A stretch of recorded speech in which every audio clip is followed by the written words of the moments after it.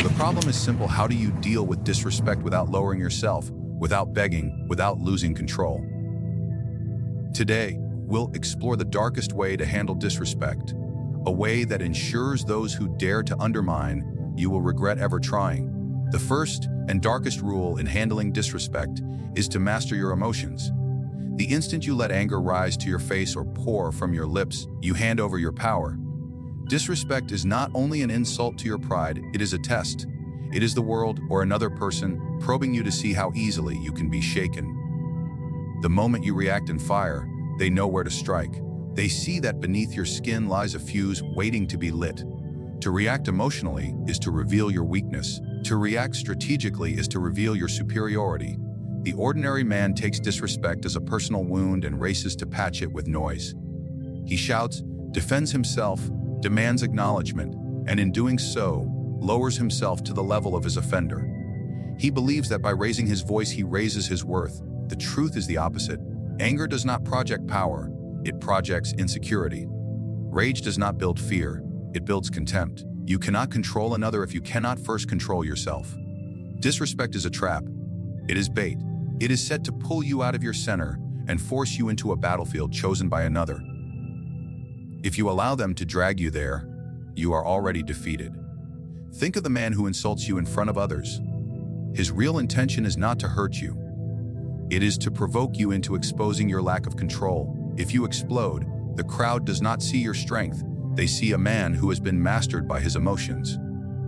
But if you remain calm, if you remain untouched, then the insult loses its sting and the insulter loses his audience.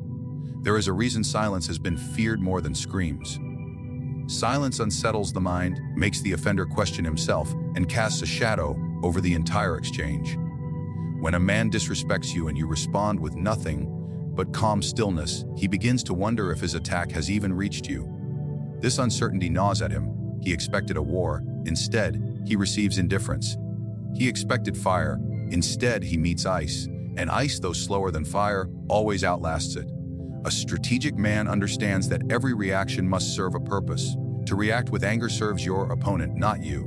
To react with icy composure serves your image, your control, and your reputation. Others watch how you handle yourself. They are not impressed by an emotional outburst. They are impressed by a man who cannot be moved, a man whose authority is too high to be scratched by mere words. Disrespect, when met with strategy, becomes a tool for dominance. Consider the difference between a king and a peasant. A peasant, when insulted, shouts back because his honor is fragile. A king, when insulted, does not lower himself to reply. His silence declares, "Your words are beneath me." His calm demeanor is more terrifying than fury because it shows that the offender is too small to disturb him. This is how you must carry yourself. Do not act as one who needs to win arguments. Act as one who has already won by standing above them. Never forget that people who disrespect you often want your attention. Attention is their reward. If you give it freely, even in the form of anger, you reward them for their insolence. But if you deny them your reaction, you starve them. Their disrespect turns hollow. Their attack collapses under its own emptiness. And soon, they realize that they cannot touch what refuses to be touched. This is not to say you do nothing. On the contrary, to remain calm is the beginning of strategy, not the end. By suppressing your emotions, you buy time to calculate. You can observe the offender more carefully, study his intentions, his weaknesses, and his patterns. An emotional man sees only the insult. A strategic man sees the opportunity hidden within the insult. He knows that a hasty reaction would burn his chances of using the situation to his advantage. He knows that patience in the moment of provocation is a weapon sharper than any blade. Mastery of emotions does not mean indifference to disrespect. It means weaponizing your response. Instead of defending yourself with words, defend yourself with control. Instead of striking back in anger, strike later in silence, when the offender least expects it. Let them believe they have unsettled you, while you quietly sharpen your knife. Strategy is patience disguised as composure. A man who controls himself is a man no one dares to provoke twice. People fear what they cannot predict. If they know you will shout, they know how to handle you. If they know you will fight, they can prepare for it. If they know nothing, if your face betrays no emotion and your actions reveal no pattern, they are left in darkness. And in darkness, their own fear devours them faster than any punishment you could deliver. Disrespect rarely announces itself with drums and trumpets. It often arrives quietly, slipped between casual words, hidden in half smiles, or cloaked in jokes that sting more than they amuse. Many people miss it, dismiss it, or brush it aside. This subtle form of disrespect is no less dangerous. It is designed to undermine you without giving you enough weight to retaliate openly. That is why you must learn the darkest art of handling it. Not with noise, not with argument, but with silent strength. Silence becomes your weapon, and absence becomes your strike. Understand this clearly. Disrespect feeds on energy. It is a parasite that survives only if you pour attention into it. When someone mocks you or tries to belittle you in front of others, they are throwing a spark, hoping you will explode into flame. The moment you react loudly, you supply them with oxygen. You confirm that they struck the right chord, that their little words were strong enough to move you. If you deny them your energy, if you withdraw your reaction entirely, the spark dies where it was born. The fire never catches. What remains is their embarrassment, their realization that their attempt fell into the void. Silent strength is not weakness. It is restraint sharpened into power. Anyone can raise their voice, anyone can lash out. That takes no discipline, no cunning. But to remain silent, to absorb the insult without flinching, to hold yourself still when others expect fury, that unsettles people more than rage ever could. They cannot read you. They cannot tell if you are wounded or if you are planning something darker. And that mystery, that uncertainty, what forces them to think twice before ever trying again. Silence works because it reverses the balance of control. In a battle of words, the one who speaks most often is the one who loses ground. He reveals himself, exposes his insecurities, and burns his energy defending them. The one who says nothing remains an enigma. His silence is not emptiness, it is a fortress. The more the offender talks, the more desperate he appears, while you stand unmoved, untouchable. Even if the crowd laughs with him in the moment, their eyes eventually return to you, searching for a crack. When they see none, their laughter fades. Your silence has shifted the weight back into your hands. But silence is more than just the absence of words. It is also the absence of presence. One of the darkest ways to handle subtle disrespect is through calculated withdrawal. Someone constantly seeks your validation and decides to mock you instead. Take it from them completely. Remove your presence, your recognition, your favor. Do not announce it. Do not explain it. Simply disappear from their reach.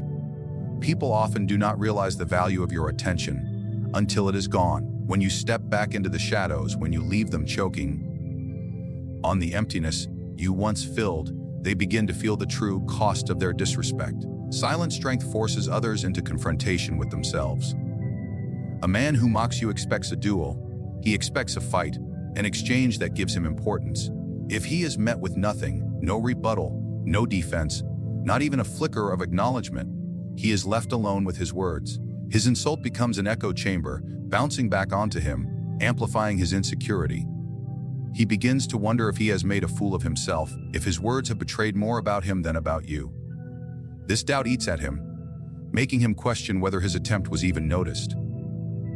What you are doing, in truth, is shifting the battlefield. Instead of fighting him where he stands, you drag him into his own mind, and there he will lose every time. Silence magnifies guilt, shame, and insecurity far louder than words ever could. The offender starts to project his fears onto your stillness. Is he planning revenge? Does he think I am beneath him? Did I just humiliate myself? The silence becomes unbearable, a mirror in which he sees his own weakness. There is also a subtler layer of this strategy. By mastering silent strength, you demonstrate that you are not desperate for approval. Most men spend their lives chasing acknowledgement, defending themselves against every slight, fighting to prove their worth to others. The one who refuses to engage, who acts as though disrespect is beneath his notice, stands apart.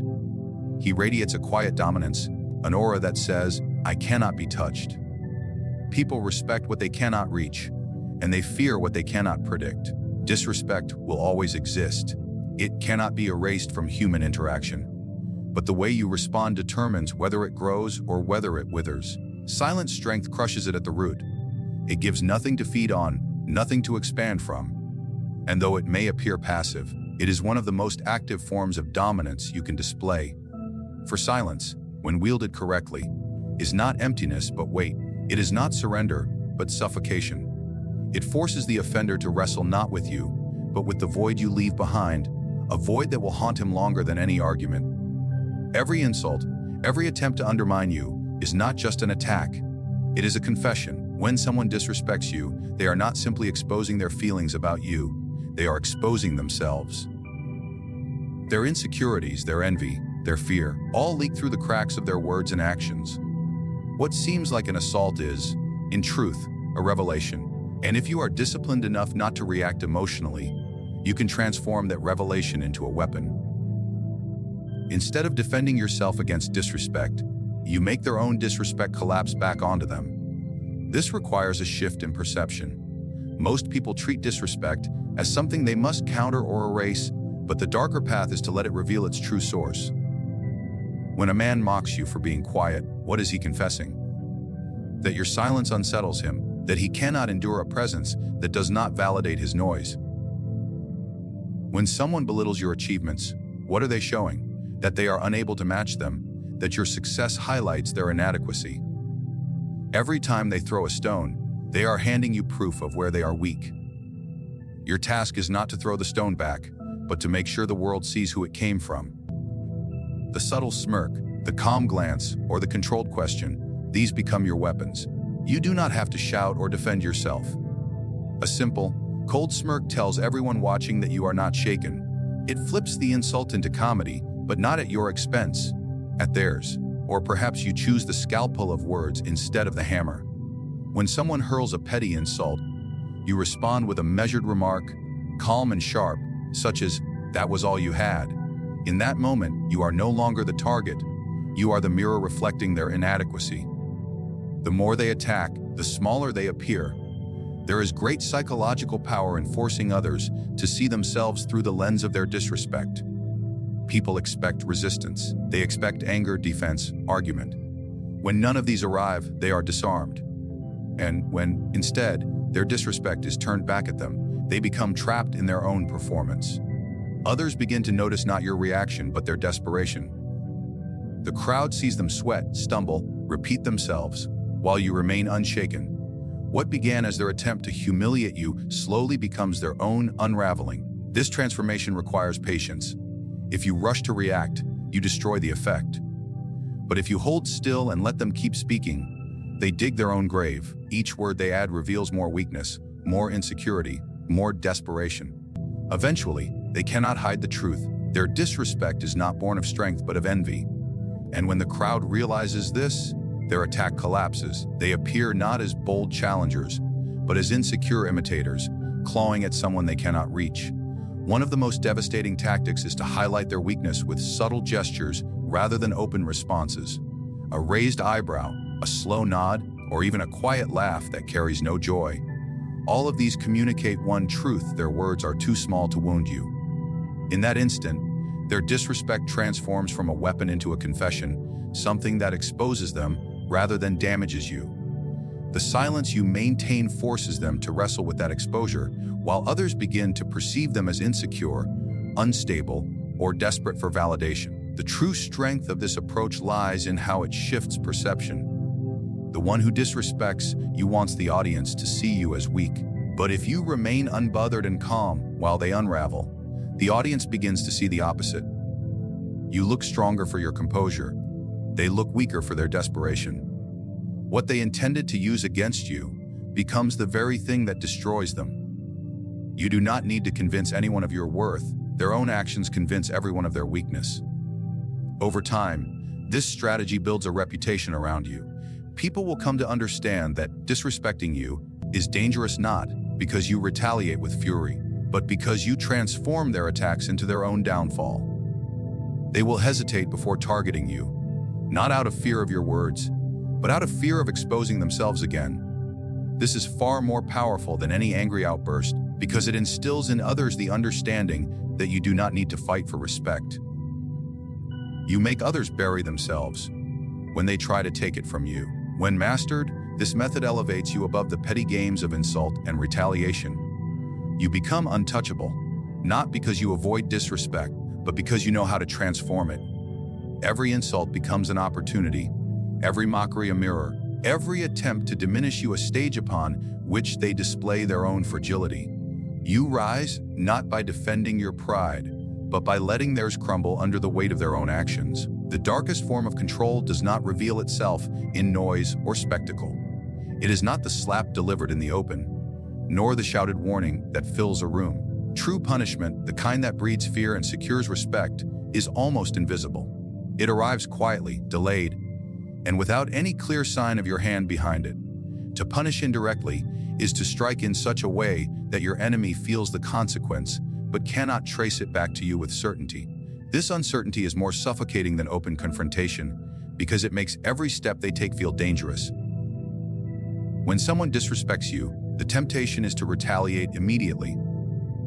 The sting of insult drives men to seek quick satisfaction, to shout back, to humiliate the offender in the moment, but immediate punishment is rarely wise.